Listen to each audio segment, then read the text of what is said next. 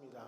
지금 거의 한 3주째 지금 그러니까 그나마 지금 목소리가 아주 잘 나오고 있는 상황입니다.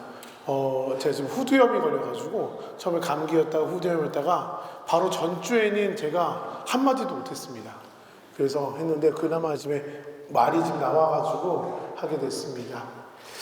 제가 보니까 혹시 제가 여쭤보고 싶은 게 하나 있는데 증거자의 보훈이 꿀이 아닌 지금 프리스팀이 몇 명이나요? 몇 개 있나요? 10개? 18개? 인자하신 동정녀 꿀이 아닌 17개? 여러분은 지금 여기 계신 분들은 잘 모르긴 하겠지만 저 꾸리아 단장님들이 아마 꼬미슘 회의 가면 그 꼬미슘에서 고민하고 있는 것이 무엇인지 아무 생각이 없으실 겁니다. 왜 이 말씀을 드리냐? 딴 데 같은 경우에는 지금 코로나 이후로 한 열 몇 개 있었던 거 5개로 줄고 그 다음에 다 줄어가지고 꾸리아 2개 있는 걸 합칠까 말까 갈등하고 있는데 저 전역팀들이 쫀심이 있어가지고 끝까지 버티고 있습니다. 5팀밖에 안 되고. 근데 여기는 18명, 17팀, 프레스팀 된다는 것은 지금 또 다른 고민을 하고 계시는 것 같습니다. 뭐냐? 꾸리아를 하나 더 만들까? 라는 갈등을. 여러분, 그런 부분에서 기쁘다는 느낌이 드십니까? 그러니까 이거 봐, 몇 명밖에 몰라. 지금 존폐의 위기를 한번 겪어본 프레스티움이나 꾸리아는 이 부분이 얼마나 달리 느껴지는지 잘 모르실 겁니다. 그런 면에서 사실 지금 이 서울교구에서 좀 나름대로 좀 이게 찐 인원이라고 해야 되나? 인원수가 본당의 교족수하고 그다음에 미사에 참여하는 수가 퍼센트율이 제가 아는 바에 의하면 제일 높은 데가 지금 고덕동하고 위례 겁니다. 왜냐면은 지금 고덕동하고 위례 같은 경우에는 지금 다 아파트를 새로 지어서 지금 다 입주를 했잖아요. 그쵸?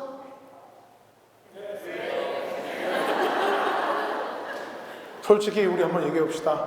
나는 3년 안에 여기로 이사 오셨다 하시는 분. 생각보다 얼마 없네.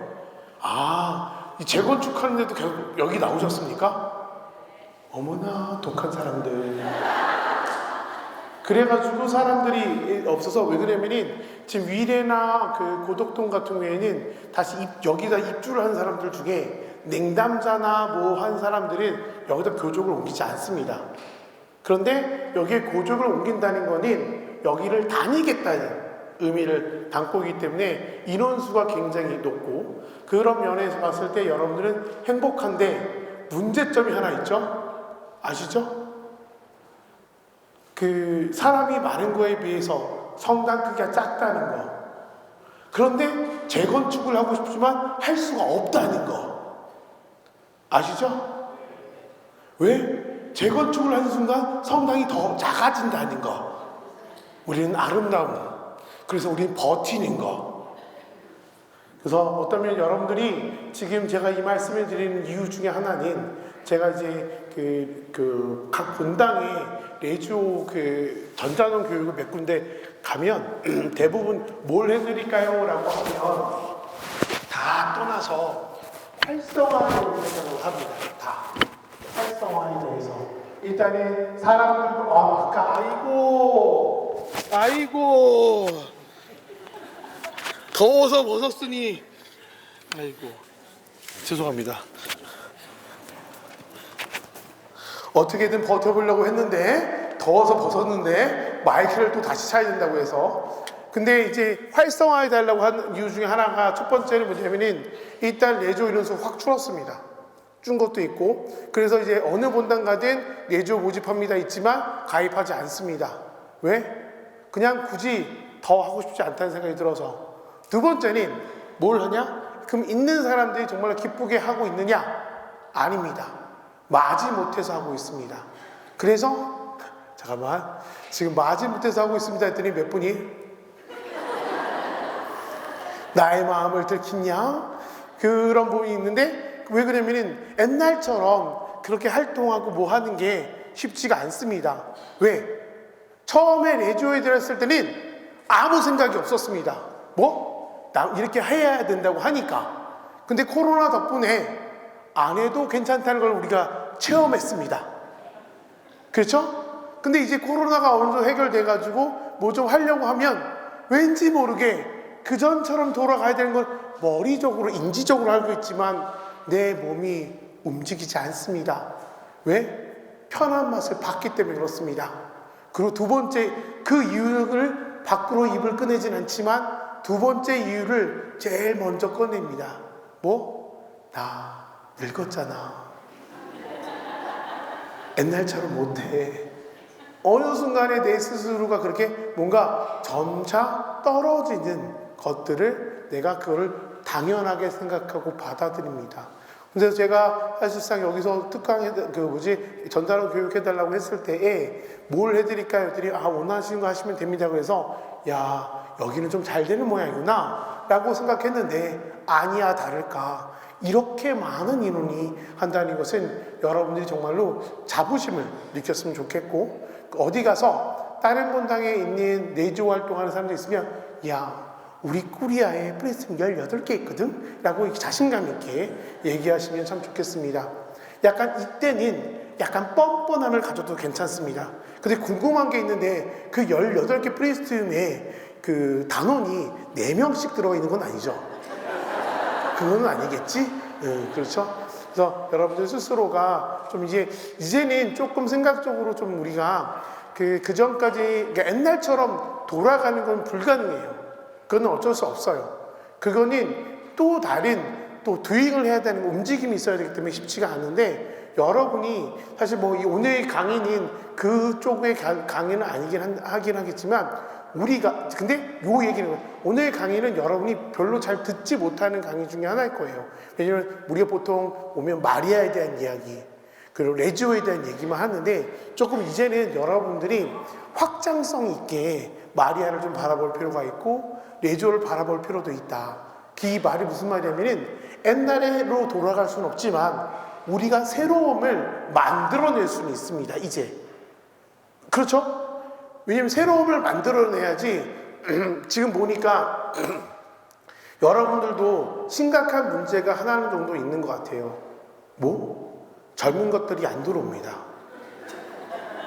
그렇죠? 그 이유는 여러분들이 새로운 것을 하지 않아서 그렇습니다.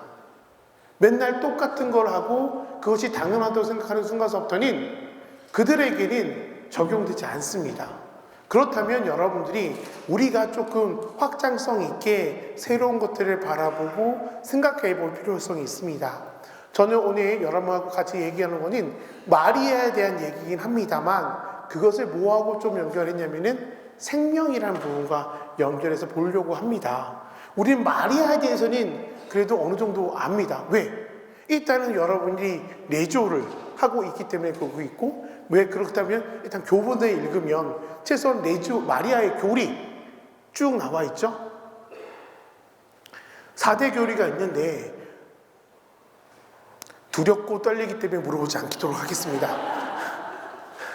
그 4대 교리로 이제 그 주문 읽으면 되고, 또 우리가 이제 지난달 같은 경우에는 성모성원이라고 해서 뭐 특별히 말해야 되다 뭘 한 건 없는데 이거는 엄청 돌렸잖아요. 그쵸? 돌리기도 하고 성모의 밤 때 내가 이분을 위해서 너무 열심히 살았어 라는 고백 아닌 고백을 하면서 우리가 성모의 밤을 다 보내셨을 거고, 그쵸? 이 뒤는 성모의 밤은 안 나왔지만 여기만 나오셨군요. 그랬으니까. 근데 이제 그런 거에서 우리가 조금 한 발짝 더 나아가서 뭘 해야 되냐면은 우리 삶 안에서 마리아처럼 산다는 것이 무엇인지, 그냥 단순하게 여러분들이 내조 사람들이 제일 많이 쓰는 단어 중에 하나가 뭐냐면은 숙명입니다. 근데 그 숙명이 우리가 분리할 때만 씁니다. 내조는 군대야, 숙명해야지, 요때만 씁니다. 그렇지 않습니까? 근데 여기서 제가 오늘 내용은 좀 관계가 없는데, 우리가 내조는 군대란 표현을 쓰죠. 이것 봐, 여기만 대답해. 신기하지 않습니까? 군대로 대답해. 그러면 여러분 여기 형제님, 여기 자매님도 다 포함해서 나는 군대 갔다 왔다 하시는 분. 여기는 면제가 굉장히 많군요. 군대는 목적이 있습니다. 뭐가 목적이 있죠? 무언가를 지킨다는 목적이 있어요. 그렇죠? 그렇다면 제가 뭐 여쭤보고 싶은 것 중에 하나가 뭐냐면 이겁니다. 여러분이 레지온은 군대라고 하는데 레지온 군대는 뭘 지키는 게 목적입니까? 뭐? 여러분 대답을 하시랬지 이러라고 얘기하진 않았습니다. 뭐가 목적입니까? 하느님의 나라를 건설하는 게 목적입니다. 그렇다 그런다면 군대가 군대라는 것이 명확한 것이 아니라 하느님의 나라를 이루기 위해서는 우리가 무엇을 해야지 생각을 해야 되는데 우리는 군대이기 때문에 숙명하다는 얘기만 엄청 많이 합니다. 하느님의 나라를 건설해야 된다는 얘기는 한마디도 안 해요. 그런 면에서 여러분들이 생각을 조금 바꿔야 됩니다. 만일에 젊은 사람이 들어왔습니다. 여러분 들어오자마자 하는 얘기가 뭡니까? 레지온은 군대야. 숙명해야 돼. 그러면 그 젊은 사람은 듣자마자 그 다음 주부터 안 나옵니다. 왜? 제일 싫어하는 단어가 숙명입니다. 무조건 복종입니다. 근데 하나님 나라의 건설을 위해서 한다 그러면 제가 뭘 해야 될까요? 라고 바뀝니다. 그냥 따라오는 것이 아니라 어떤 목적을 위해서 뭘 해야 되는지 생각하고 얘기한다고 그런다면 우리는 해야 될 것들이 굉장히 많은데 복종을 해야 된다고 숙명을 해야 된다고만 얘기를 하게 된다면 우리는 누구밖에 안 쳐다보죠?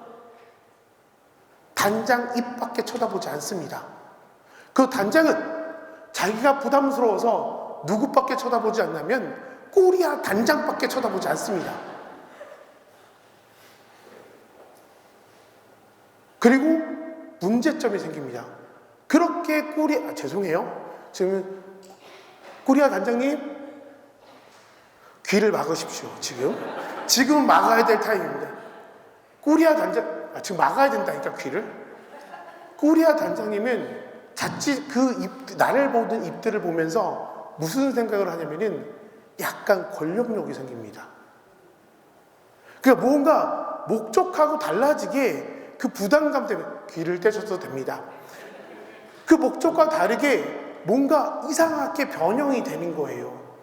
그런 면에서 우리가 뭘 추구하는지가 명확해야지 그거에 따라서 숙명하고 복종하는 것이 일어나는 것이지 목적 없이 목적에 대한 얘기도 하나도 없이 숙명과 그 복종만 얘기한다고 그런다면 우리는 그 전과 달라진 건 없으면서 활동만 더 안 할 뿐입니다.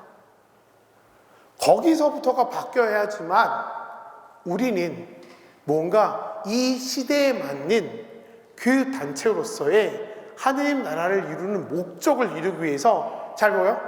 10년 제가 기침을 하도록 이해하시기 바랍니다. 왜? 후두염입니다. 중요한 건 뭐냐? 10년 전과 지금 세상이 똑같습니까? 난 똑같다 하시는 분 없습니다. 그런데 그렇다고 그러면 그때 10년 전에 하나님 나라를 이루기 위해서 했던 것과 지금 하나님 나라를 위해서 해야 되는 것이 똑같을 수 있습니까? 달라야 됩니다. 달라야 되는데 우리는 그때 했던 것을 지금 똑같이 하려고 합니다. 그리고 그때 기준으로 지금은 활동하지 않는다고 얘기합니다. 바뀌어야 됩니다. 우리는 활동이 목적이 아니라 하나님 나라를 만드는 것이 목적이라고 한다면 현대를 살아가고 있는 사람들이 어떻게 하나님 나라를 만들 수 있게 내가 지금 살고 있는 10년 전에 내가 아니라 지금 내가 살고 있는 내가 하나님 나라를 만들 수 있도록 무엇을 해야 될지를 고민하셔야 되지, 과거의 것을 끌어당기면서 지금의 것을 판단하시면 안 됩니다. 그런 면에서 제가 지금 여러분한테 지금 PPT를 단 한 장도 넘기지 않고 15분을 써먹었습니다. 지금부터 여쭤보도록 하겠습니다. 제가 강의를 몇 시쯤 끝내면 좋겠습니까? 몇 시? 나는 2시. 손 내리시고 2시 10분. 없어. 일단 2시만 들었어. 세 번째, 네 마음대로 해라. 왜 그러십니까?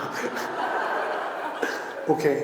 그래서 오늘 거는 좀 우리가 마리아라는 존재와 그리고 이제 그 교회가 얘기하고 싶은 것이 무엇인지를 한번 보면서 우리의 삶을 보면서 좀 이렇게 변화될 생각을 머리에 잡으시고 이 얘기를 좀 들으셨으면 좋겠습니다. 똑같은 얘기일 수도 있긴 하겠지만 좀 다릅니다. 우리 삶 안에서 어떻게 우리가 살아야 될까? 그래서 제목 자체가 마리아와 생명 문화입니다. 이 말을 듣는 순간에 떠오르는 단어가 뭐냐? 마리아에 대해서 얘기도 하겠지만 생명의 문화가 뭔지도 얘기하겠구나 라는 생각이 드셔야 됩니다. 동정 마리아와 생명의 문화. 사실 이 말 표현이 동정 마리아라는 것은 여러분 다 이해 가시죠?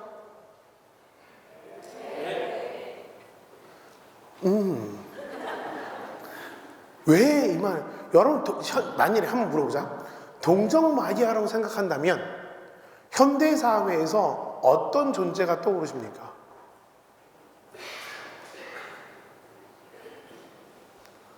좀 네? 시집 못 간 사람.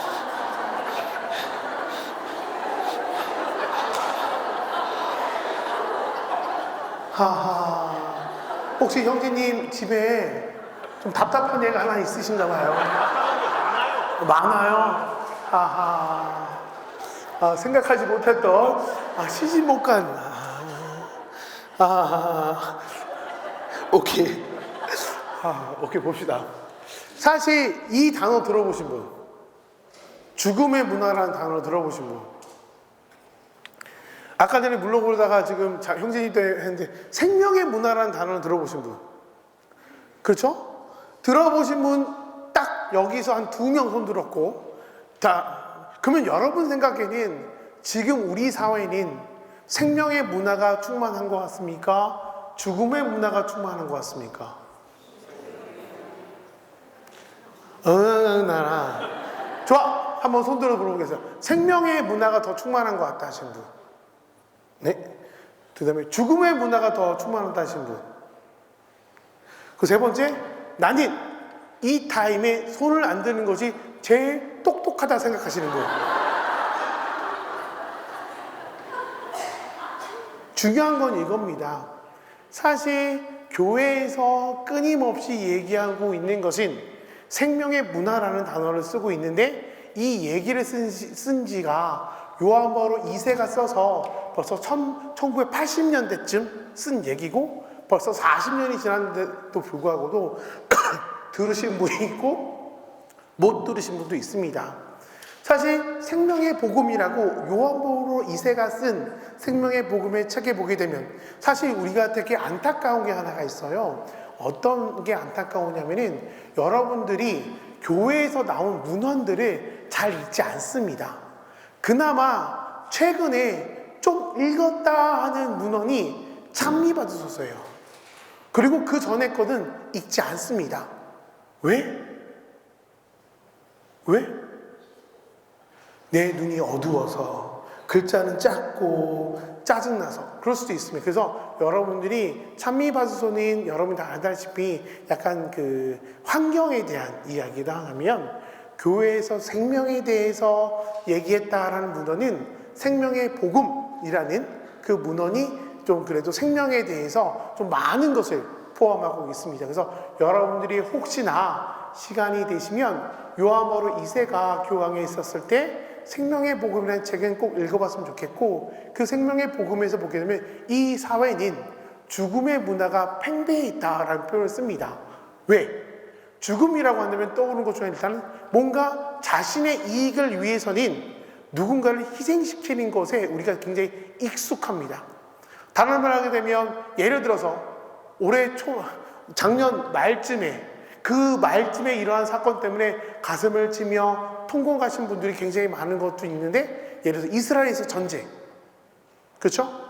사실상 여러 가지 이유가 있었으나 결과적으로 지금 드러난 사실은 뭐냐면 이스라엘 쪽에서 그 부동산 문제 때문에 그 하마스를 공격하고 그 땅을 차지하고 있는 문제가 됐습니다.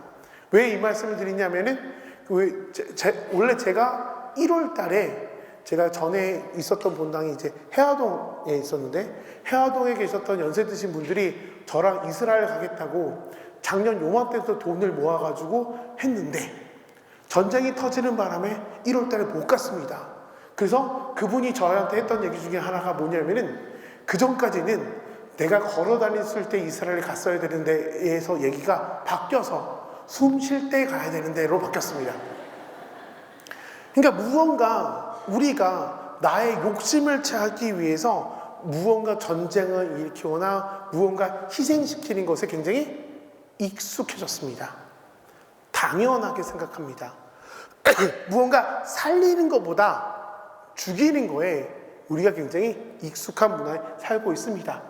생명에 대한 범죄, 생명을 경시하는 풍조, 무언가 선택할 때 생명이 소중해? 그거를 생각하기보다 나의 생명은 소중하다고 생각하면서 너의 생명은 그렇게 소중하게 생각하지 않습니다. 그 뒤에 붙는 단어가 하나 있습니다. 뭐? 나만 아니면 돼. 그 안에 그 사람도 생명을 가지고 있다고 생각한다면, 그래, 그 사람 생명을 가지고 있는데 이렇게 하면 안 되지 라고 생각하는 것이 아니라 나만 아니면 돼. 그의 생명은 나도 잘 모르겠어. 어쩌면 우리가 무언가 희생을 통해서 얻게 되는 우리의 이익, 거기에 너무 익숙해져 있는지도 모르겠습니다. 그래서 그 죽음의 문화에서 그 생명을 먼저 생각해서 우선적 선택을 하라는 것이 바로 생명의 문화입니다.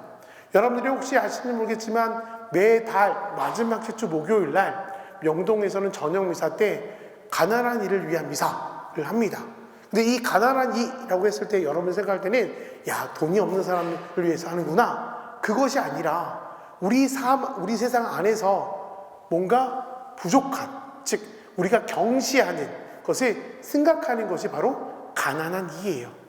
어쩌면 여기 안에서도 무언가 돈이 부족한 것이 아니라 누구한테 소외받고, 예를 들어서 대표적인 것 중에 하나가 이게겠죠. 왕따를 당하거나, 그것도 가난한 입니다. 돈으로 가난한 게 아니라 심정적으로, 사회적으로 무언가 소외받고 있는 존재. 그거 잘 보세요. 그들을 생각했을 때 대부분 생각했던 게 왕따. 예를 들어서 제가 저번에 그 다큐멘터리 보니까 이 장면이 나왔어요. 한 아이가 이 아이를 왕따를 시킵니다. 그래서 한번 물어봤습니다. 근데 알고 보니까 이 왕따를 시키는 애가 그 전년도에는 왕따를 당했던 애예요. 그래서 내가 그 친구한테 물어봅니다. 너는 왕따를 당해봤으면 왕따 당한 게 얼마나 슬프고 힘든 거 알 텐데 왜 다른 사람을 왕따를 시키니? 라고 얘기했더니 제가 왕따 당하는 게 무서워서 먼저 왕따 시키는 거예요. 그러니까 내가 살기 위해서 누군가를 희생시키는 것이 어쩌면 우리는 익숙해지고 있습니다. 어쩌면 그 말표를 뭘로 하냐면은 생존이라는 단어를 통해서 살아야 되겠다는 생각을 때문에 누군가를 희생시키는 것에 어느 순간 우리는 익숙해지고 있습니다. 그런 것이 아니라 나도 살고 너도 살게 만드는 것이 바로 이 생명의 문화라는 것이 핵심입니다. 그래서 적극적으로 생명을 보호한다는 것은 공동선의 증진을 통해서 사회를 쇄신을 하는 거예요. 공동선이 뭐냐면 우리 모두가 요 정도 되면 좀 괜찮잖아요. 그렇죠? 다른 말 하게 되면 여러분 여기 연세들이 대부분 계시니까 혹시 여기 80년대생은 없잖아요. 그렇죠? 좋아. 단단하게 나는 80년생이 되고 싶다 하시는 분이 있을 수 있습니다.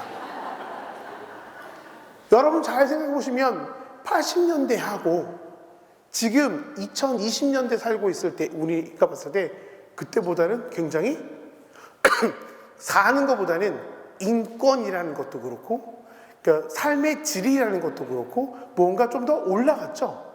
그런 식으로 사회 전체가 이렇게 좋은 방향으로 공동적으로 올라가는 것이 바로 공동선입니다. 그러니까 내가 살기 위해서 하는 것이 아니라 나뿐만 아니라 너도 살기 위해서 이 정도는 우리가 갖춰야지 라고 점점점 그거를 올리는 것이 바로 공동선의 가치입니다. 우리는 지금 점점점 공동선의 가치가 있는데 한 번쯤 생각해야 되는 건 뭐냐면은 그 공동선의 가치를 잘 이루면서 소외받고 있는, 즉 누군가를 희생시키면서 하는 것은 없는가라는 것을 한 번쯤 생각해 보시라는 거예요. 그래서 왜냐면은 그 안에는 구원이라는 의미가 있어요. 여러분 아시겠지만 카톨릭이란 단어가 무슨 말인지 아십니까? 물론 네, 감사합니다. 제가 어디 가서 카톨릭이란 말이 어떤 말인지 아십니까? 천주교 맞습니다만 카톨릭이란 뜻은 보편적이라는 겁니다. 누군가만을 위한 것이 아니라 우리 모두가의 개념이고 누구나의 개념이 있습니다. 그 구원이라는 것은 나만 특정인 뭘 했던 사람만 구원받는 것이 아니라 우리 모두가 구원을 받는 것이 핵심입니다. 혹시 이런 생각을 줄 수 있습니다. 쟤는 안 돼. 물론 쟤는 안 되는 존재도 있을 수 있지만 그 사람마도 하느님은 살아간다고 했을 때 우리는 그것조차를 놓치면 안 된다는 것이 기본적으로 깔려 있습니다. 이어서 아까 말씀드린 생명의 복음, 이 책 혹시 여러분이 괜찮으신다면 한 번쯤 읽어보시면 좋겠고 혼자 읽는 것이 불가능하다 그러면서 이제부터 광고가 떨어집니다. 하반기 때 생명의에서 생명의 복음 가지고 4주 동안 강의를 합니다. 들으시면 됩니다. 보통 이렇게 얘기하면 웃는 줄 알았더니 안 웃고. 그래서 이 요한 바오로 2세가 얘기했던 것 중에 하나가 몸의 신학이라는 것이 있어요. 즉 다시 말해서 우리의 영혼도 중요하지만 그 인간을 구는 게 영혼만 구성하는 게 아니라 내 몸도 구성이 되잖아요. 그렇죠? 그것을 몸도 귀중하게 생각해야 된다고 얘기했던 것이 몸의 신학이고 이 몸의 신학을 언제 얘기했냐면은 매주 수요일마다 교황님이 아련 하실 때 혹시 여러분 그거 보신 적 있습니까? 그 어느 건물 하얀 건물에 이거 뭐지? 그 교황 문양 있고 그 앞에 발코니 앞에 나와서 말하는 거 있잖아요. 그쵸? 가끔씩 TV에 나오죠? 그때가 이제 수요일 그때 아련했 할 때 그때 교리 말씀을 막 얘기하신 것들을 모았더니 몸의 신학이 됐다고 얘기하고 있습니다. 근데 우리 한번 보십시오. 마리아를 생각합니다. 우리 여러분 오른쪽에 봐도 마리아가 있습니다. 대부분 마리아상을 보게 되면 굉장히 손을 고용손아 있고 날씬하고 예쁘고 있습니다. 근데 마리아한테 이 모습도 있었습니다. 어떤 모습? 임신하고 있었던 모습도 있습니다. 이 임신하고 있는 이 뱃속에 누가 있다? 예수란 존재가 있습니다. 아무리 마리아가 주님 뜻대로 이루어지소서라고 해서 성령이 덮었다. 성경의 말씀대로 성경이 덮어서 그러고서 출산을 했는데 그냥 출산을 한 것이 아니라 9개월 동안 임신한 상태로 지내면서 즉 몸으로써 직접 체험하면서 마리아와 그 예수가 그 뱃속에서 혹시 여러분 출산하신 분 알겠죠? 나는 느끼고 싶지 않지만 이런 거 있잖아요. 애가 뱃속에 있으면 나는 편안하게 앉았는데 뱃속에 있는 애가 불편하면 내 배를 치지 않습니까? 이거사 내가 불편하단 말이야. 내 배를 쿵쿵 치면 내가 힘들어서 애 편하게 앉으려고 누우면 그러니까 앉으려고 하면 내가 이상하게 이렇게 앉는 게 아니라 이상하게 앉을 수밖에 없잖아요. 그렇죠?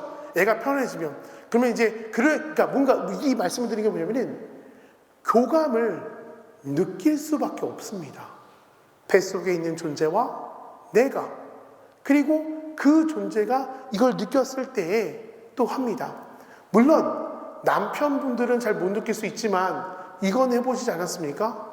내 부인이 임신한 배에 손 얹었을 때 그 아이가 톡톡톡 치거나 알아차렸을 때 존재감을 느낍니다.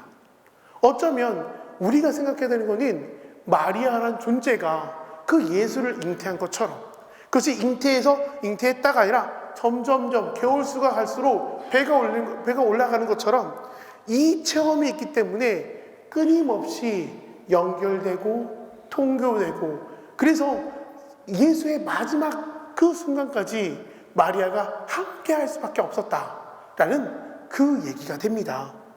마리아를 통해서 보여준 육체적인 모습이에요. 그냥 영적으로 우리는 피앗, 즉 그대로 그것만 생각하고 있지만 그것을 통해서 이 뱃속에 있는 아이가 배불러지는 그 육체적인 모습도 있었음을 우리가 꼭 기억해야 됩니다. 그리고 맨 마지막의 모습, 여러분 다 아시죠 이거? 피에타상입니다. 우리가 그 바티칸의 베드로 성당 가게 되면 저 피에타상이 있는데, 제가 이거는 좀 번외적인 얘기인데, 제가 한동안 제일 궁금했던 모습 중에 하나가 뭐냐면은 이 예수님 얼굴이었습니다. 그래서 최근에 막 찾다가 하다 보니까 그 얼굴을 찍은 사진이 있어요. 근데 그 사진을 보게 되면 어떻게 되냐면은 미켈란젤로가 어떻게 생긴 거지만 그 예수의 표정이 뭔가 여릇한 미소를 띠고 있는, 고통스러운 모습이 아니라 미소를 띠고 있는 모습을 보면서 그 완성이라는 것이, 당신 뜻대로 했다는 것이 무엇인지 그 예수의 표정이 드러나지 않는가라는 생각도 한번 해봤습니다. 여기서 중요한 게 뭐냐면은 이런 과정이 있었기 때문에 우리에게 뭐가 생긴다? 비이기적인 사랑, 즉 나만 생각하는 것이 아니라 내와 함께 있었던 그 존재에 대한 사랑, 즉 우리가 그걸 뭐라고 한다? 모성이라는 것도 함께 존재 생기게 됩니다. 형제님들 느껴보시지 않으셨습니까? 분명히 결혼해가지고 이 여자가 나한테 그렇게 잘하더니 애가 생기더니 찬밥 중에 상찬밥이 없다고. 그래서 내가 가끔 밥을 먹으러 가면 내가 좋아하는 음식은 단 하나도 없으면서 애가 좋아하는 걸로 가득 찬 걸 보며 내가 결국은 버림받는구나 라는 느낌을 든 적 있으십니까?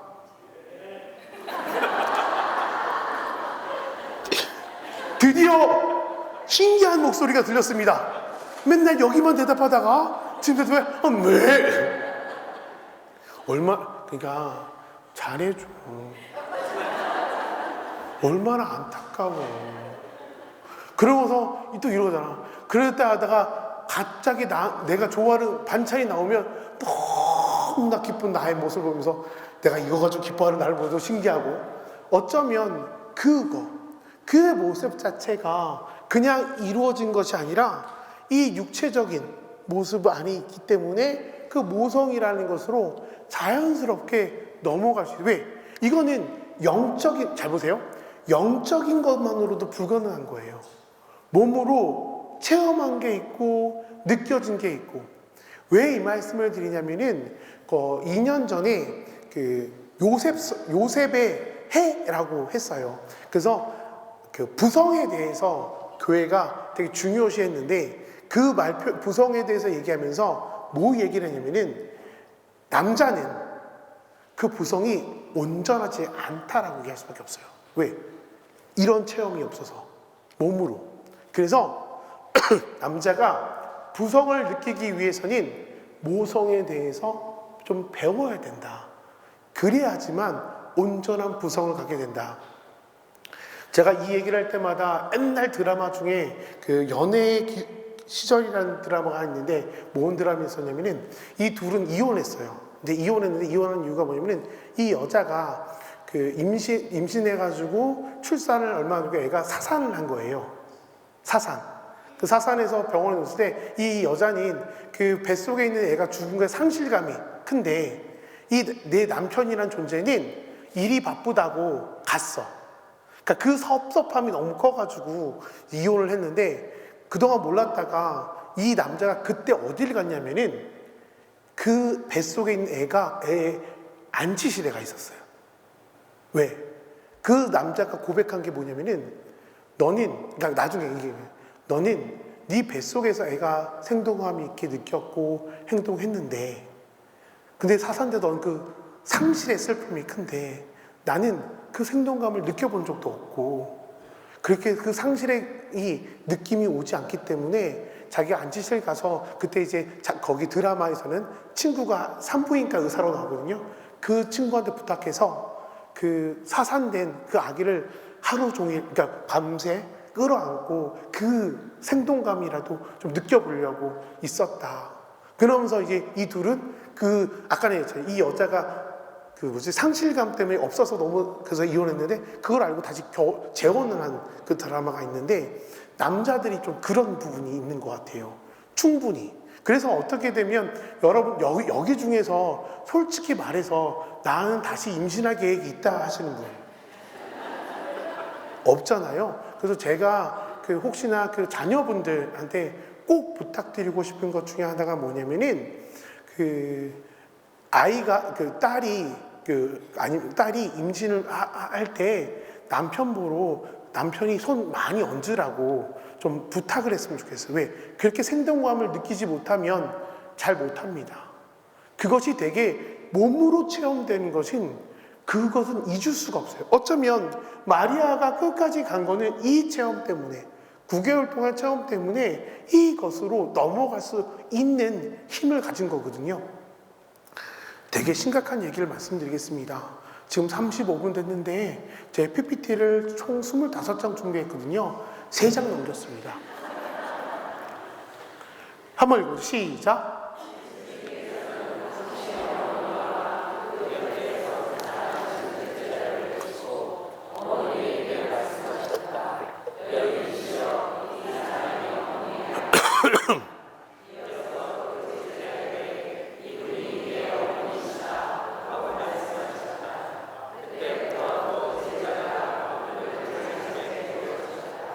이 장면은 어떤 장면인지 아시겠죠?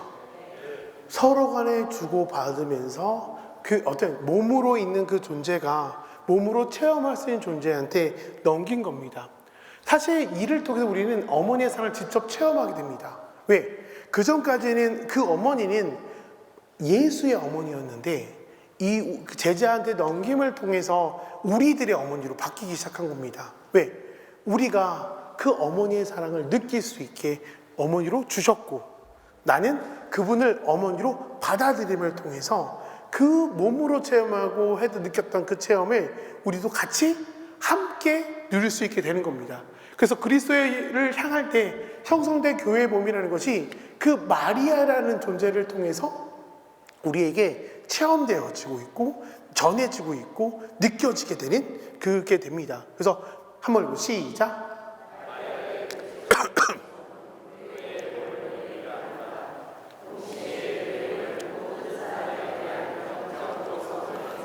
여기서 중요한 거예요. 이 체험을 통해서 그 체험을 교회가 받아들였고, 교회는 모든 사람에 대한 영적 모성을 행한다. 그 안에 마리아의 존재를 우리는 담고 있다. 그냥 내가 예를 들어서 새로운 누군가를 만났을 때 그냥 만나는 것이 아니라 교회를 체험한 내가, 즉 다시 말해서 좀 더 얘기해서 교회를 체험했다는 것은 마리아를 예표로 삼고 있는 교회를 체험한 거기 때문에, 마리아의 그 사랑을 체험한 내가 마리아의 사랑을 체험하지 못한 존재한테 그 사랑을 전하는 거예요. 그냥 내가 좀 이런 부분은 잘하지 라고 해서 하는 것이 아니라, 내가 체험한 그 마리아의 사랑을 그 체험하지 못한 존재한테 마리아의 사랑을 전하는 거예요. 예를 들어서 여러분들 중에 이제 고민이 되신 것 중에 하나가 있을 겁니다. 우리 애 새끼가, 죄송해요. 제가 가끔씩 얘기한 거는 이제 여러분 심적 토크예요. 우리 애 새끼가 옛날에 복사도 하고 했는데 지금 성당 안 간다고. 어쩌면 그 아이는 그 엄마 때문에 성당을 다니고 했지만 실질적으로 그 마리아의 사랑에 대한 체험을 못한 겁니다. 그러면 여러분들은 이 아이가 성당보다 안타까워하기보다는 여러분이 체험한 그 마리아의 사랑을 전달해 줘야 돼요. 화내지 말고. 여러분 그러지 않습니까? 특히 오늘 같은 날 아침에 이렇게 얘기합니다. 부드럽게. 애야, 성당 가야지. 애는 이렇게 얘기합니다. 어머니, 오늘 일요일이잖아요. 좀 피곤해요. 좀 쉬었다 갈게요. 그럼 그 마음이 이해가 됩니다. 그리고 나는 성당에 갔다 옵니다. 그리고 이 아이가 아까 저녁에 성당 간다고 했으니까 이제 저녁쯤 됐습니다. 그래서 애가 야 이제 저녁에 성당 가야지. 그때 애가 표정이 이렇습니다. 엄마 피곤해요. 그럼 또 이제 내 목소리가 달라지면 야 너 아까 간다고 했잖아. 그럼 이제 애는 이런 말을 합니다. 생각도 하지 못한 말. 우리 엄마는 참 좋은데 성당만 갔다 오면 이상해.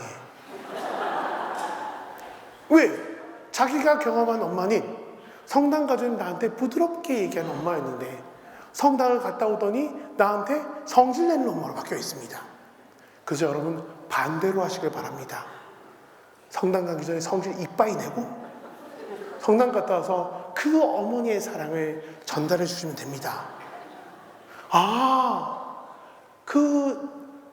그냥 얘기하는 거예요. 애가 그 지랄 같은 우리 엄마가 성당을 갔다 오더니 저렇게 사랑이 가득한 여인으로 바뀌었구나. 우리 엄마를 바꿔놓는 그 성당을 내가 한번 체험하고 싶다. 그러니까 여러분들이 그 아이한테 하느님의 사랑, 물론 맞지만 이렇게 맡겨진 마리아의 사랑을 여러분들이 그 내 주변 사람한테 전달한다고 한다면 여러분 스스로가 이 안에서의 그 사랑을 충분히 체험하고 느끼고 함께하고 그 안에 내가 들어있어야지만 가능한 겁니다. 그래서 그 부분을 여러분들이 잊지 않았으면 좋겠다. 근데 여러분 생각하는 몸이 있잖아요. 내 몸. 사실 나는 지금 내 몸에 너무 만족한다 하시는 분. 이야, 저러니까 꿀이야 단장을 하는 겁니다. 역시 내 몸 마음에 안 든다 하시는 분. 어디가 마음에 안 드십니까? 특히 어디가? 얼굴.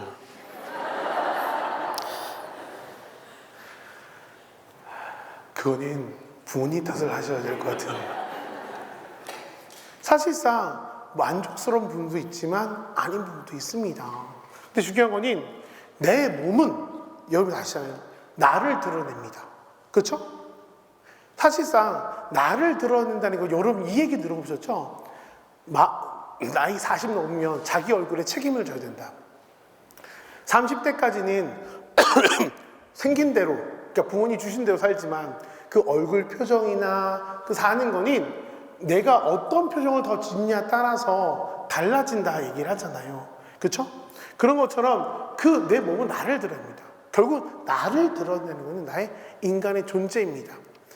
예를 들어서 같은 쌍둥이라고 해도 이란성이 아니라 일란성 쌍둥이가 얼굴 똑같았잖아요. 근데 이 아이가 각자가 어떤 마음을 사냐에 따라서 나이 먹어서 얼굴이 좀 달라집니다. 어느 애는 그냥 봐도 조급해 보여. 똑같은 얼굴인데 또 어느 존재는 굉장히 너그럽고 여유로워 보여. 그런데 자기가 어떤 삶을 살았냐에 따라서 나의 인간의 존재를 드러냅니다. 제가 이걸 표현한 거는 여러분 이거 아십니까? 그 옛날에 그 국어책에 써 있는 것 중에 하나가 이거였으면 구두 이거 뭐지? 이 뭐라고 그러죠? 이거? 그 구두방이라고 그러나? 그 구두 닦아주는? 거기 같은 경우에는 그 사람은 그 상대방을 보지 않아도 신발만 봐도 이 사람이 몸이 틀어졌다, 뭐가 어쩌다라는 걸 안다고 얘기하잖아요. 그것처럼 이 신발만 봐도 이 사람이 정말 빨리 걷는구나, 총총히 걷는구나, 조급하게 걷는구나, 몸이 틀어졌구나 라고 이 굽이 알려주는 것처럼 우리의 몸도 나를 드러내는 하나의 모습입니다. 그래서 내 몸을 싫어한다는 것은 나의 존재를 거부하는 거예요.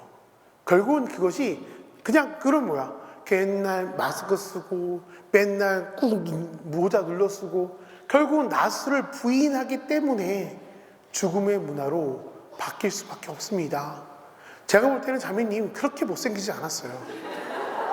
물론 제가 솔직한 심정으로 제가 고해성사를 볼 수가 없어서 예쁘다는 얘기를 못하겠습니다만 못생기지는 않았다는 거 확실히 말씀드리며 그렇습니다.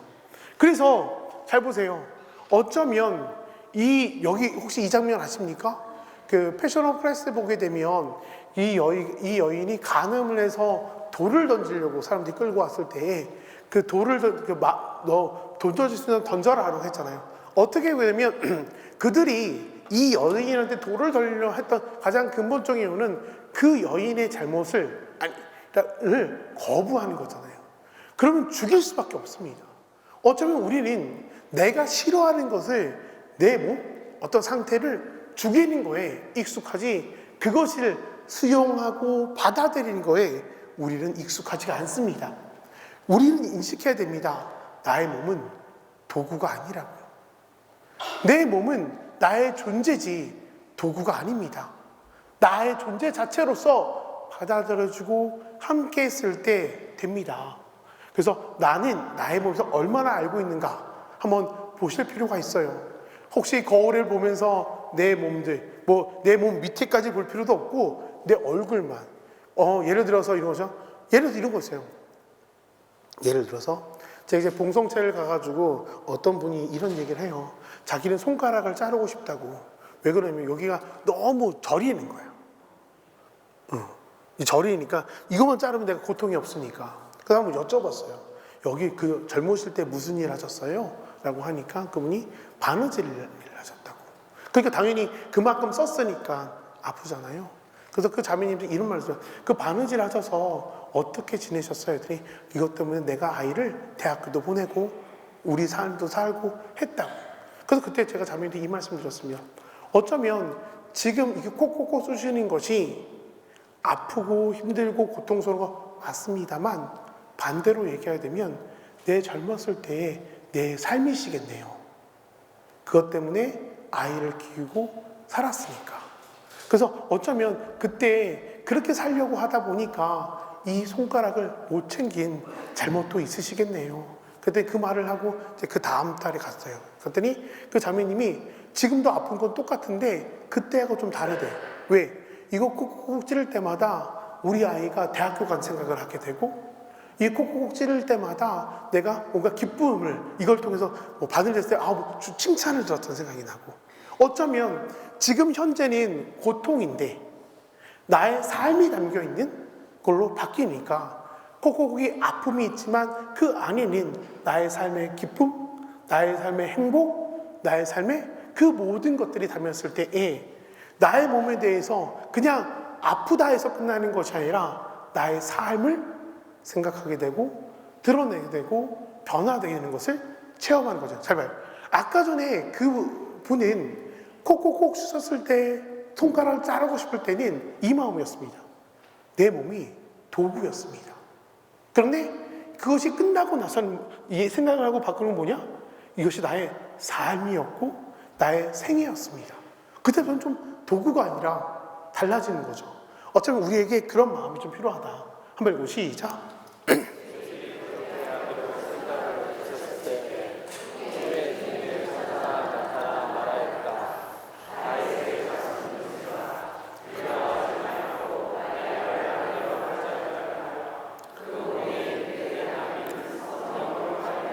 이 꿈을 통해서 이제 사실상 파혼하려고 했던 요셉이 그 마리아를 받아들이게 됩니다. 어쩌면 모성이라는 것이 생물학적 개념보다는 정신적 개념도 우선합니다. 왜? 생물적인 것도 물론 없다고 할 수는 없지만 그 안에 또 정신적인 왜? 요셉은 솔직한 심정을 해볼까? 이 여자를 믿을 수가 없습니다.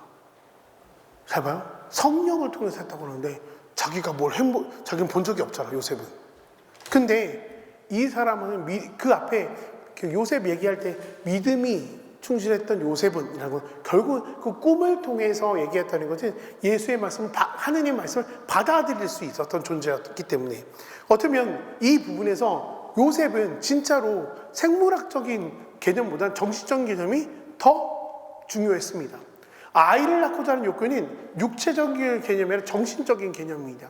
왜 제가 이 말씀을 하냐? 잘 보세요. 마리아는 남자를 만난 적이 없다고 얘기합니다.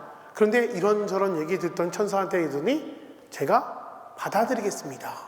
그거는 육체적으로 받아들인 것이 아니라 뭘로 받아들였다? 정신적으로 받아들인 겁니다. 그랬기 때문에 가능한 것이다. 내가 임신을 했기 때문에 엄마야 라고 되는 것도 있겠지만 내가 엄마가 되려고 임신한 것도 있습니다. 그렇죠? 정신적인 것이 먼저 수용을 했고 되는 겁니다. 반대적으로 임신을 했습니다. 나는 엄마가 되고 싶지 않아. 그럼 뭘 선택하겠습니까? 낙태를 선택하고 지우는 걸 선택합니다. 정신적인 것이 받아들이지 못하면 육체적인 것만으로는 그것이 불가능합니다. 어쩌면 여러분들이 자식이 있다는 것은 내가 임신했기 때문에 또 있지만 그 아이를 정신적으로 받아들였기 때문에 가능한 겁니다. 그냥 생겼으니까 나았다라는 정말로 말도 안 되는 말을 하지 마시고 내가 정말로 너를 받아들여서 지금도 함께하고 있다. 그냥 생겼으니까 하지 라는 무책임한 대답이 아니라 내가 너를 끌어안기 위해서 얼마나 내가 살았던가 라고 한번 보실 필요가 있습니다. 우리의 몸에서 일어나는 부정 것들이 많습니다. 빔, 불임수술, 낙태, 한락사. 사실 요새 굉장히 많이 나오는 단어들입니다. 여기서는 핵심이 뭐냐면 육체적 고통을 근절시키는 게 있습니다. 근데 억압으로부터 해방 형태밖에는 되지가 않습니다. 그냥 내가 자유롭고 싶다는 생각만 가지고 있는 것이지 무엇으로부터 자유라는 것이 없습니다. 그냥 싫어 밖에 없는 것이지. 그렇기 때문에 우리는 이러한 선택들을 나도 모르게 선택한 적도 있고 또 남한테 선택하라고 권유한 적도 있게 됩니다. 그래서 이런 것들이 죽음의 문화인데 인간의 삶의 본질인 신과 영성, 이성, 자유는 육체를 부정하는 것입니다. 그러나 마리아는 좀 다릅니다. 육체적으로나 영적으로나 하나님과 함께 함으로써 축복을 받게 됩니다.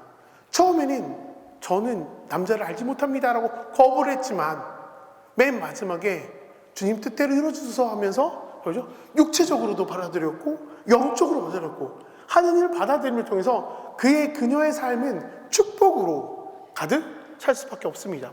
한번 읽어보세요. 시작.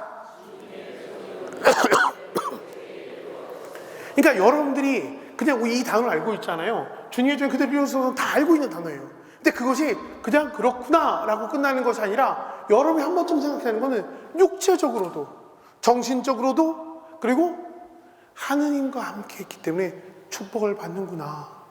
그냥 그렇게 살아야지라고 생각하는 것이 아니라 내 온 몸으로 온 마음으로 받아들여야지만 저 단어가 그냥 뱉었다가 아니라 내 온몸으로 체험하고 받아들였다의 개념으로 바뀌어야 됩니다. 그래서 피아시라는 변이고 어떻게 보면 보십시오. 창세기는 빛으로 세상을 창조합니다. 처음의 시작이. 그렇죠?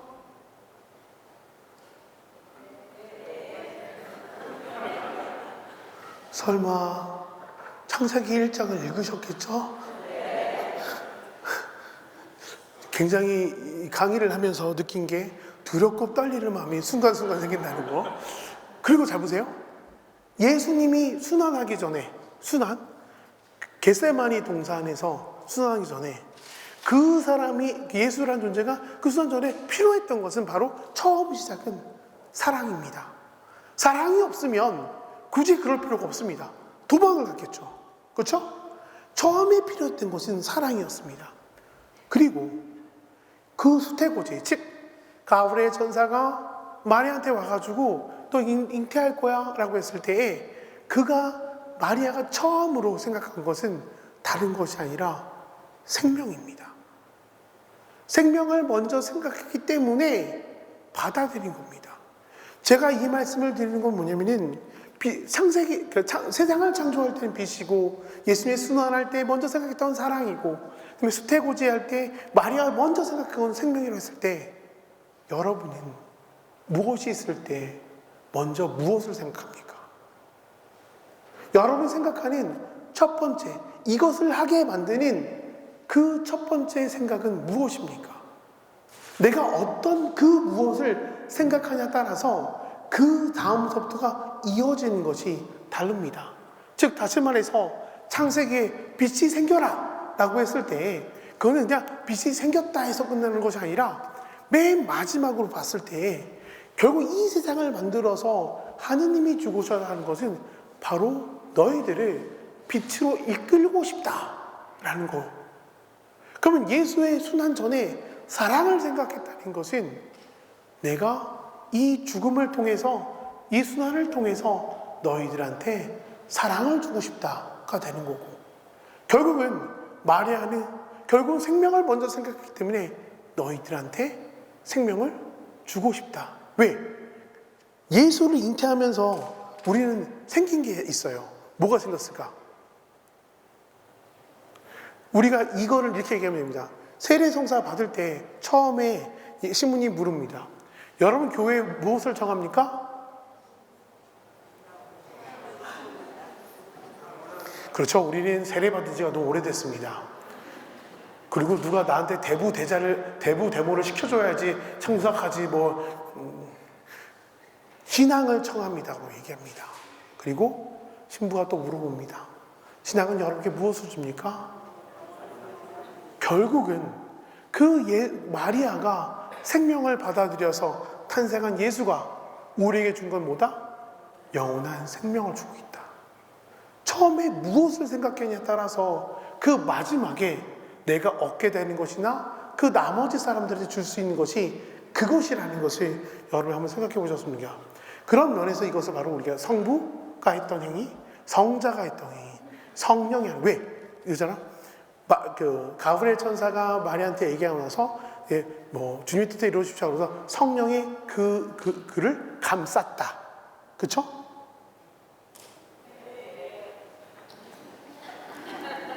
그러니까 이 안에 성부, 성자, 성령이 다 들어가 있습니다. 마리아는 하느님의 생명과 인간의 생명이 있는 연결고리의 역할을 하고 있는 것입니다. 그래서 어쩌면 그렇기 때문에 생명의 문화를 시작하는 것이고, 여러분들이 내주어 단원으로서 그 생명의 문화를 시작한 마리아를 따른다는 것은 여러분들이 그 생명의 문화를 만들 수 있도록 그 군대가 그 목적으로 나아갈 수 있도록 준비할 필요가 있다. 한번 읽어보시죠. 시작.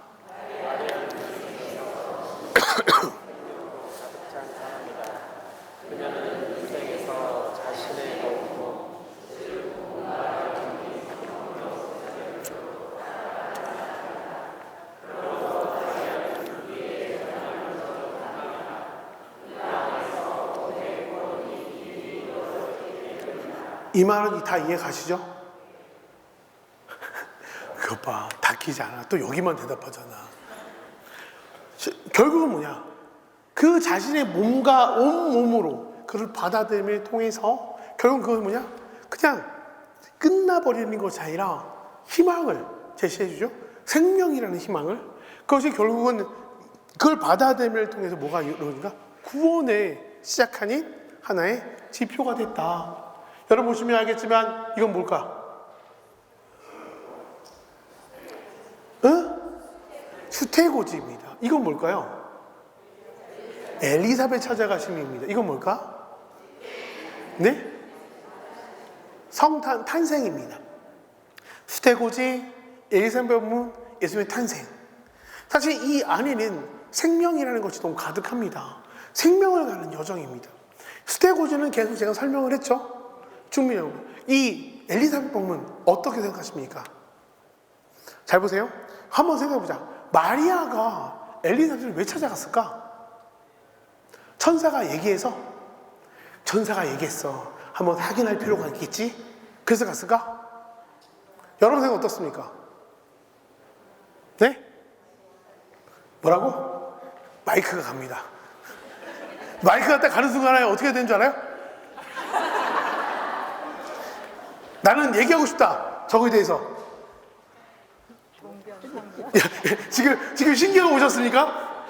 마이크 안 뜨니까. 잘 보세요. 마리아가 성령을, 그러니까 천사의 말을 듣고 나서 성령으로 잉태를 했어요. 만일에, 여기 혹시 따님 있으십니까? 자매님? 따님 있어요? 따님 있어요? 네. 딸이 그렇게 얘기해. 그럼 어떤 생각이 들까? 몰라요. 딸이에요? 아니지, 다행이다. 혹시 형제님 딸 있으십니까? 예. 네, 딸이 엄마, 아빠, 제 성령으로 잉태했어요. 그러면 어떻게 할까? 미쳤냐? 당연한 얘기예요. 저 새끼 미쳤나? 제정신인가? 당연한 거예요. 근데 잘 보세요. 그럼 잘 보세요. 그럼 마리아가 다른 사람한테 얘기할 수 있을까 없을까? 쉽지 않아요. 그런데 엘리사벳은 그 드가리아를 통해서 얘기 듣긴 했잖아요. 뭐 자기가 성전에 들어갔는데 천사가 와서 얘기했다. 그런데 난 이제 또 그래서 말을 못한다 라고 얘기를 해줬을 거 아니야. 잘 봐요. 지금 마리아를 이해할 수 있는 유일한 존재는 엘리사밖에 없습니다. 왜? 둘이 임신을 했던 게 아니라 둘이 신비 체험을 했는데 그 신비 체험을 한 둘만 그것을 이해합니다. 여러분, 이거를 조금 제가 사회적 현상으로 좀 얘기해 드릴게요. 이것이 이해되시고요.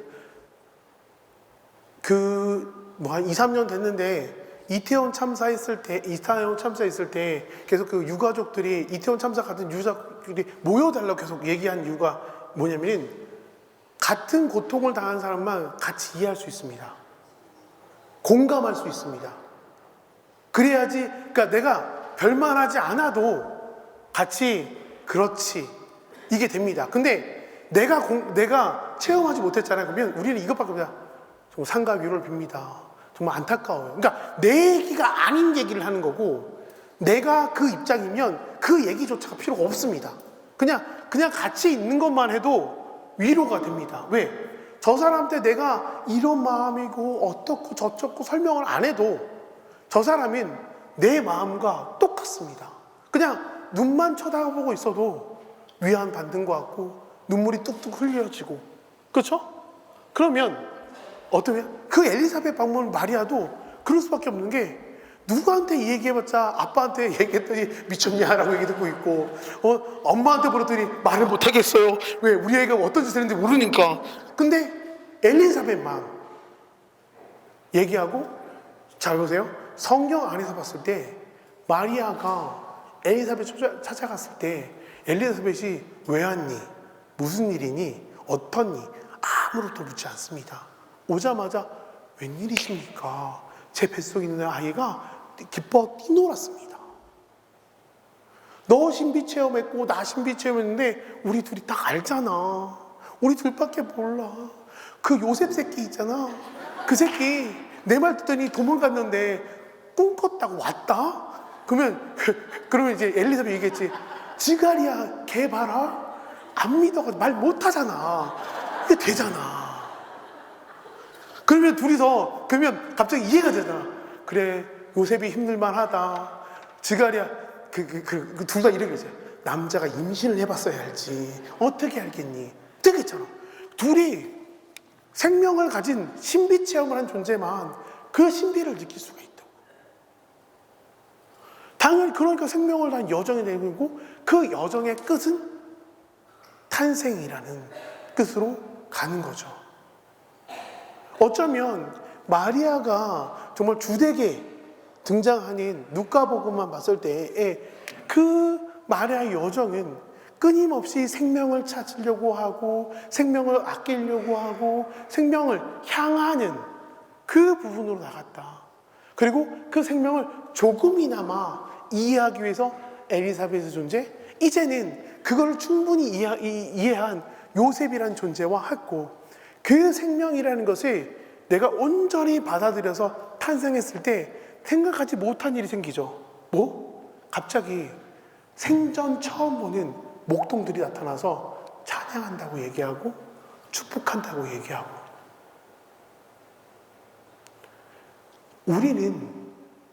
이런 체험을 하게 되는 겁니다. 내가 무엇을 먼저 생각하고 무엇을 먼저 선택했을 때에 내가 생각하지 못한 그 생명이라는 것을 통해서 더 많은 사람을 수용하고 더 많은 사람과 함께 할 수 있고, 그리고 그 신비를 같이 나눌 사람들도 생깁니다. 그 사람한테는 이렇다 저렇다 얘기할 필요가 없어요. 그냥 눈빛만으로도, 손잡고 있는 것만으로도 정말로 기쁨을 나눌 수 있고 행복함을 느끼고 함께함을 느끼고, 여러분들한테는 그런 것들을 체험하고 느낄 수 있는 이 사회가 있다. 그런데 그것을 거부했을 때, 잘 봐요. 여기서 예라고 대답하고 여기서 예라고 대답하고 예라고 대답했을 때 어떤 건지는 건데, 생명을 거스르는 여정은 어떠냐? 대표적인 케이스로 나오는 게, 우리가 복음서를 보기 전에 창세기만 봐도 대표적으로 나오는 존재가 있죠. 하와라는 존재가 나옵니다. 하와한테 하느님 물어봅니다. 너 그거 왜 먹었어? 뱀이 시켰어요. 책임을 예라고 대답하지 않고 아니라고 대답합니다. 그러면 결국은 그 벌로 주어진 것이 출산의 고통에 붙습니다. 그리고 뭔가 힘들어지는 것이 생깁니다. 그리고 이제 그것서 예언처럼 나오는 게 뱀의 머리를 밟는 그 존재가 나타나, 예라고 존재하는 존재가 나타나서 이 아니오라는 거에서 예로 바뀌면서 수용을 하면서 책임을 지고 받아들임을 통해서 변화가 되는 겁니다. 어쩌면 여러분들은 우리 스스로 생각해야 됩니다. 나는 마리아를 따른다고, 마리아와 함께 한다고 얘기하면서 그 마리아를 하와로 착각하고 있는 것은 아닌가? 같은 여자잖아. 중요한 거는 내가 마리아 군대라고 생각하면서 우리는 어느 순간에 하와의 군대로 살고 있는지도 모릅니다. 이건 여러분 스스로가 한번 잘 생각해 볼 필요성이 있어요. 이런 것들이 나오는 게 이제 피임이나 낙태나 유기된 아기, 이런 것들이 결국은 아니요, 나는 얘한테 책임지고 싶지 않습니다 라고 현대적으로 나타나는 현상들입니다. 저는 그냥 좋아서 관계를 맺은 것인지 애를 가지려고 관계를 맺은 거 아니에요. 그래서 낙태할래요. 근데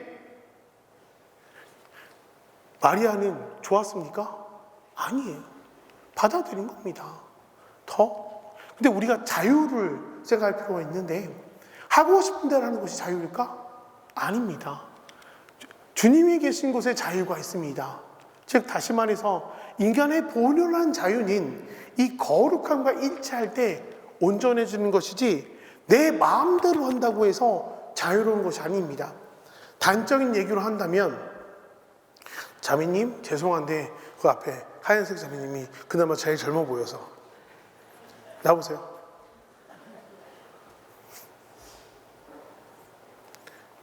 이 자매님이 그냥 생긴 거는 절대 불가능한데, 뭐냐면 잠깐만, 3살이라고 생각해 보십시오. 3살짜리 밖을 나갑니다. 그러면 부모가 제일 먼저 하는 게 뭐죠? 손잡고 갑니다. 죄송해요. 그쪽 말고. 손잡고 갑니다. 손잡고 가면 이 아이는 불편할까요? 편할까요? 그러면 이 손을 놓고 이렇게 다니면 불편할까요? 편할까요? 애매모호하죠? 중요한 거는, 핵심은 여기 있습니다. 3살짜리가 뭐 세상에 대한 판단 능력이 있을까 없을까? 없어요. 그러면 뭘로 판단하냐면, 안 보여서 이쪽으로 오시죠. 3살짜리 판단 기준은, 손 주세요, 이겁니다. 만일에 이 아이가, 뭐 예를 들어서 저 책을 한번 잡으려고 하십시오. 책 잡으려고. 만일에 엄마가 생각할 때는 이게 지지잖아요? 만지려고 해봐봐요. 땡깁니다. 그럼 뭐야? 엄마는 이 아이한테 안 좋은 것을 보호해 줍니다. 그런데 만일에 두 손을 놓고 있으면 편할 것 같죠? 두 손을 놓고 있으면 만지려고 했을 때, 알던 물건이면 그냥 만지는데 처음 보는 물건이면 만지면서 엄마의 눈치를 봅니다. 만져도 돼요? 안 돼요. 근데 손을 이렇게 잡고 있으면 그 눈치를 보지 않고 그냥 만집니다. 왜? 아니다 싶으면 잡아 당겨준다는 믿음이 있기 때문에, 이 사람이 나를 보호해준다는 믿음이 있기 때문에. 감사합니다. 그렇기 때문에 이 인간의 본연함의 자유는 거룩함과 일치할 때 온전하다는 얘기예요. 그 얘기예요. 우리가 하느님이 나를 구속하는 것이 아니라 보호해준다고 했을 때, 하느님 안에 있을 때 우리는 어때? 더 자유롭습니다. 이걸 뛰쳐나가잖아? 순간순간이 힘들어집니다. 그러니까 거룩함과 일치했을 때 우리가 자유롭다는 것, 내 마음대로 하는 것이 아니라 이 안에 있을 때에 한다는 거예요. 그래서 자유는 수단이고 사랑이 목적이 돼야 돼요. 자유가 목적이 아니라 사랑이 목적이에요. 어쩌면 우리가 자유를 통해서 얻고자 하는 것은 자유 그 자체가 아니라 사랑받고 싶은 거예요. 사랑받으면 우리는 충만해집니다. 되게 웃긴 게 뭔지 아십니까? 각자의 생활이 편했던 존재들이 서로 사랑하잖아? 밖에 나가지 않습니다. 제가 제일 짜증나는 것 중에, 죄송합니다. 제일 짜증나는 것 중에 하나가 뭐냐면은, 혼인교리, 즉, 성당에서 혼인하려면 혼인교리 받아야 하는 거 아시죠? 혼인교리, 제가 교리를 가게 되면, 둘이 두 손을 꼭 잡고 제 강의를 듣습니다. 솔직한 심정으로 얘기하면 듣고 있는 건지 의심이 들 정도로.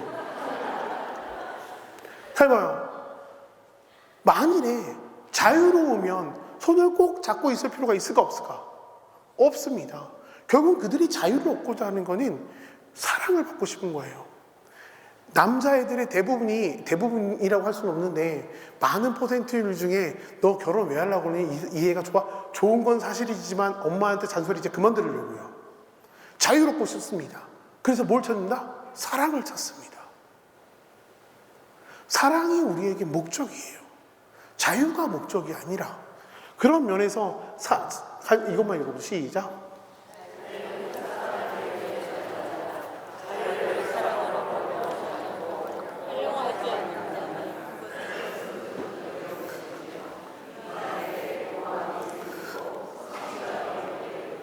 자유를 통해서 사랑을 얻었을 때에 충만함을 느끼지, 예를 들어서 이게 대표적인 케이스 중에 하나가 뭐냐면은, 여러분, 잃어버린 아들의 비유 아십니까? 아빠랑 살다가 자유롭고 싶어 나갔다가 쪽박 차가지고 들어오잖아요? 결국은 자유를 느꼈더니 허무함밖에 없습니다. 만일 걔가 그 아들이 사랑하기 위해서 갔다고 한다면 거기서 또 다른 충만함을 느꼈을 거예요. 근데 얘는 아빠한테 벗어나는 게 목적이었기 때문에 자유만 생각했지, 그래서 펑펑했지. 그 안에 사랑이 없었기 때문에 그 모양 그걸로 그냥 끝나고 다시금 돌아와서 됐고, 그제서야 느껴지는 게 아버지가 나한테 했던 것이 구속이 아니라 사랑이었구나 하는 것을 그제서야 느낀 겁니다. 그러니까 여러분들 중에 애새끼가 말을 안 들면 내보내세요. 들어옵니다. 왜? 잘 봐요. 여태까지 밥 먹을 때, 뭐 할 때 무유호식으로 살았습니다. 얘가 자기 월급에서 수도세 내지, 전기세 내지, 그 내는 순간에 미쳐버리기 시작합니다. 우리 엄마 아빠 집에 있을 때는 그냥 이건 내 용돈이었는데 바뀝니다. 말 안 듣면 내보내세요. 그제서야 깨닫게 됩니다. 여러분들 딴에는 애들이 자유로워지면 어떻게 될까 걱정하시잖아? 쪽박 찹니다. 괜찮습니다. 들어올 겁니다. 그래서 요새 똑똑한 애들이 뭘 하냐? 결혼하고 부모님하고 같이 살잖아. 그렇지? 좀 더 나아가서는 그건 좀 미안하니까 엄마 옆동으로 내가 이사 가잖아. 그리고 뭘 한다? 애 맞춰주세요. 얼마나 똑똑합니까? 제 바보 같은 엄마가 누군지 알아요? 애 집 옆으로 이사 가는 엄마예요. 그럼 바보 같은 짓이야. 죄송합니다. 혹시나 그러고 계신 분 있으면 씁쓸한 위안을 드린다는 말씀 드립니다. 그래서 자유노선의 목적이라는 것이 중요한 것이고 공허함이 생길 적이 없게 된다는 거예요.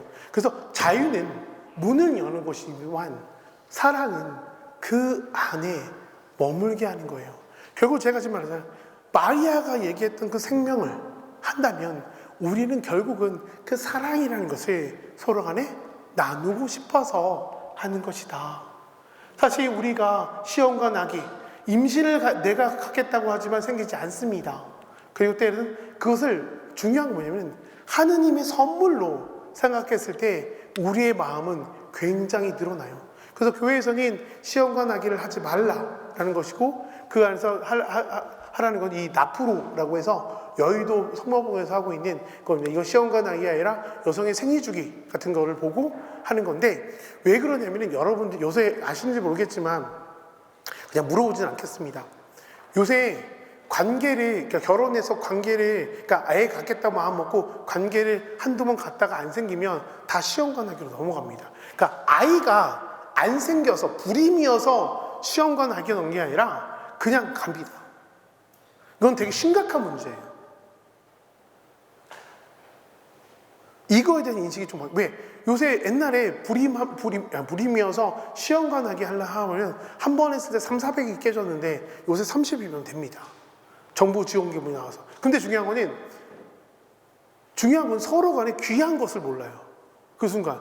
애가 생겼다는 거의 목적이지. 그러니까 그런 부분에서, 그리고 중요한 건 뭐냐면 이게 핵심이에요. 내 몸은 그렇게 하느님이 만드지 않으셨습니다. 딴 말로 하게 되면 제가 이 기침을 해가지고 감기 걸리고 했던 게 5월 마지막 주예요. 그래서 약을 먹었어요. 약을 먹으면 어떻다? 괜찮다. 그래서 뭘 했냐면은 술을 처먹었어요. 그랬더니 이 목이 계속 안 좋아지는 거예요. 그래서 그 전주에는 그래서 말을 하지 말라고 해서 아예 말을 하지 않았어요. 그러니까 그 전주서부터 이번 주까지 지금 술을 끊었어요. 못 먹은 거죠. 그러니까 무슨 말이냐면 봐요. 내 몸에 하느님은 치유의 능력을 가지고 있어요. 내 몸이. 근데 내 몸을 내가 오용했기 때문에 더 심해진 것이지 그렇지 않다고 한다면 우리는 회복의 능력을 다 치유의 능력을 가지고 있다는 거예요. 그것을 우리가 무시를 해버리면 나는 굳이 하느님 필요 없습니다. 왜? 내 스스로가 치유의 능력이 없다는 것을 내가 그렇게 생각한다고 한다면 무슨 소용이 있겠습니까? 그래서 제가 술을 먹고 목을 잃어버리고 목을 되찾으면서 얻게 된 거는 술을 2주 동안 안 먹었던 6kg가 빠졌습니다. 그동안 얼마큼 처먹은 건지 잘 모르겠습니다만. 그럼 마리아는 뭐냐? 즉각적으로 아이 잉태하고 하나님의 뜻, 당신의 뜻을 하나님의 뜻으로 일치시키면서 하나님 어머니가 된 거예요. 그러니까 하나님의 뜻만 받아들인 것이 아니라 자기의 뜻까지도 함께 했다는 것. 그래서 마리아의 자유와 모성은 분리됐지. 결국 봐봐. 자유가 사랑과 연결되어 있기 때문에 그 의미가 배가가 되는 것이지 마리아의 자유가 그 말이 나는 선택권이 없어? 그냥 하느님이 나한테 시켰어? 라고 한다 그러면 굉장히 힘들어했을 거예요. 근데 받아들인 자유적인 선택을 했기 때문에 사랑으로 연결됐다는 거예요. 그래서 마리아 예와 하와 아니오가 결국은 어느 사람한테는 원죄라는 것이 주어졌고 어느 사람을 통해서는 구원이라는 것이 받아들여졌고 굉장히 다른 예, 아니오 굉장히 짧은 얘기인데 그 짧은 얘기를 통해서 나오는 그것은 굉장히 달라진다. 그러니까 여러분 잘 생각해 보세요. 내가 욕심이 있어서 아니라고 얘기하는 건가? 도리어 욕심이 있어서 예라고 하는 건가? 내 욕심 있는 것만 예라고 하는 것은 아닐까? 한번 우리가 생각해 볼 필요가 있어요. 그래서 아니오는 걱정스러운 책임입니다. 자유를 유태롭게 하는 얽힘에서 구해주는 것처럼 보이지만 거짓된 구원입니다.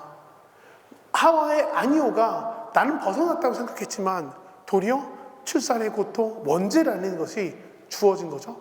그렇지만 성취가 없습니다. 그렇지만 예라는 것은 특별한 자유의 행위입니다. 신앙, 겸손, 용기, 충실함, 사랑으로 대표되는 행위가 그 안에 들어가 있고 그것을 통해서 결국 하나님의 약속을 성취하는 것으로 바뀌게 됩니다. 과연 여러분은 어떤 어떤 안요를 하고 있는지 우리 스스로가 한번 물어볼 필요가 있습니다. 아까 전에 제가 맨 처음에 얘기했던 우리는 숙명해야 된다고 했을 때 내 욕심으로 상대방한테 숙명을 강요하는 것은 아닌가? 또 내 욕심으로 상대방한테 아니오라고 얘기하고 있는 것은 아닌가? 한번 돌아볼 필요가 있습니다. 그래서 이 수태고지를 통해서 사랑과 사랑이 완벽하게 통합된 자유, 초대이자 수락이 우리에게 필요합니다. 그래서 생명을 받아들이는 행위가 우리 자신을 변화시킨다는 것. 그리고 아까의 엘리사벳 찾아보심을 통해서 느낄 수 있는 것은 가장 복되다고 얘기했죠. 그 뛰더라도 결국 임신과 출산의 중간 지점에서 그 기쁨의 순간, 그 불가능한 걸 받아들이는 그 두 사람이 나누는 그 기쁨을 우리는 함께 체험할 필요가 있습니다. 그리고 탄생 때는 그 세상이 거부한 탄생, 하지만 그 무엇보다 귀한 거룩한 탄생이라는 것을 우리는 매년마다 느끼고 있고 그때마다 막 봉헌하고 하는 그것이 그냥 하니까 하는 것이 아니라 여러분 스스로가 그 기쁨을 받아들였다는 그 부분이 되게 필요합니다. 결국은 이 여성의 육체적인 구조 자체가 자연적으로 임신과 출산과 같은 모성을 성향을 가지고 있다라고 요한 바로 이사가 얘기했고, 여성의 모성은 수동적인 것이 아니라 바로 능동적인 의지라고 요한 바로 이사가 얘기하고 있습니다. 결국은 선물이라는 인식이 우리에게 굉장히 필요합니다. 그래서 우리에게 제일 생각해야 될 것은 머문다는 겁니다. 하나님의 말씀을 듣고 지킨다는 것은 그 안에 충분히 머물러 있는 것이고, 그것을 듣고 실천하려면 나한테 수용되는 시간이 필요합니다. 그렇지 않습니까? 예를 들어서 육화라는 것도 그렇습니다. 진짜 하느님이 이 세상에 예수라는 존재가 육화되기 위해서 숙고했던 머무는 시간이 그 마리아 뱃속에 9개월이라는 시간이 있어야지만 되는 겁니다. 그냥 요새 영화 보면 이런 거 있잖아요. 외계인 나올 때 관계를 맺자마자 24시간 안에 출산을 하잖아요. 그러면 그 나오는 애가, 여러분 그 SF 보게 되면 나오는 애가 인간입니까? 괴물로 나옵니다. 왜? 인간으로 육화된다는 것은 그 안에 그대로 똑같이 머문다는 것이 있습니다. 그래서 받아들이고 그걸 양육하고 배양할 필요가 있습니다. 그래서 그리스도의 어머니라는 말 표현이 그냥 나온 것이 아니라 그 뱃속에서 함께 머물고 느끼고 체험했기 때문에 그렇습니다. 그래서 씨 뿌린 자는 비유해서 봤을 때 여러분들이 씨를 뿌렸을 때 내가 어떤 땅인지, 어떻게 내가 머물 수 있도록, 잠깐 예를 들어서 바이톨에서 잠깐 있다가 훅 죽거나, 가시덤불 어려울 때마다 훅 죽거나, 내가 스스로가 어떤 땅에 그 씨앗이 머물게 하고 있는지 한번 돌아볼 필요도 있고, 실천하지 않는다고 한다면 우리는 그거는 그 영적 낙태라는 표현을 쓰게 됩니다. 그래서 어떤 창조적인 수용이 필요한데 결국 자율성을 포기하면서 부각되는 하나님의 모성이라는 것이 있고, 겸손의 필요성이 있고, 자만과 그에 대한 환상을 우리가 경계돼, 내가 이랬잖아 라는 그 자만심, 그리고 잘못되어 있는 그 환상, 이렇게 되겠지 때문에 우리가 잘못된 선택들을 엄청 많이 해요. 그러니까 지금 현재의 자리를 아니라 이렇게 하면 이렇게 되겠지? 근데 그쪽에서 그 반응이 안 오면 스스로가 무너지는 거예요. 왜 그랬을까? 그것은 결국은 생명을 위해서 선택하는 것이 아니라 나의 잘남, 드러낸 욕심으로 되는 것이지 생명을 선택한 것은 아니다. 그래서 모성은 여성의 자궁에 자라는 생명의 신비와 특별한 친교를 맺고 있다는 것을 여러분이 인정했으면 좋겠고, 그렇게 특별하게 돼야 됩니다. 이 표현이 다 아시겠지만 이 표현이 나옵니다. 마리아의 자궁은 첫 감실이다. 한 번쯤 들어보신 적 있으시죠? 우리가 감실은 여기 뒤에도 있지만 예수님이 모셔 있다고 해서 거기다 인사하고 늘 거룩하게 생각하고 바라보고 있는 존재입니다.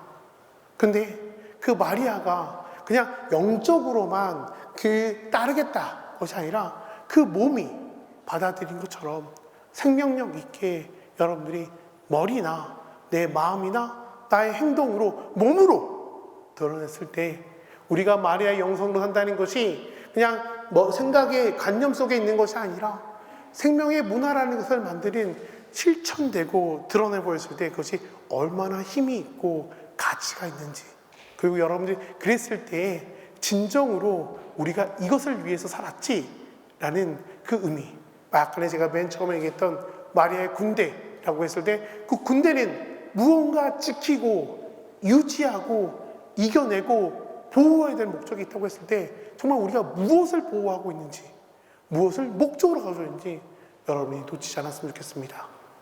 감사합니다.